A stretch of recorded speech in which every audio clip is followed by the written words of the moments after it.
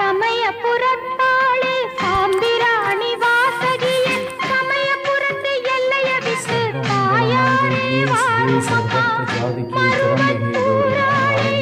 பங்காரு காமாட்சியே மருவத்தூராளே பங்காரு காமாட்சியே மருவத்தூர் எல்லைய விட்டு மாதாவே வாருமம்மா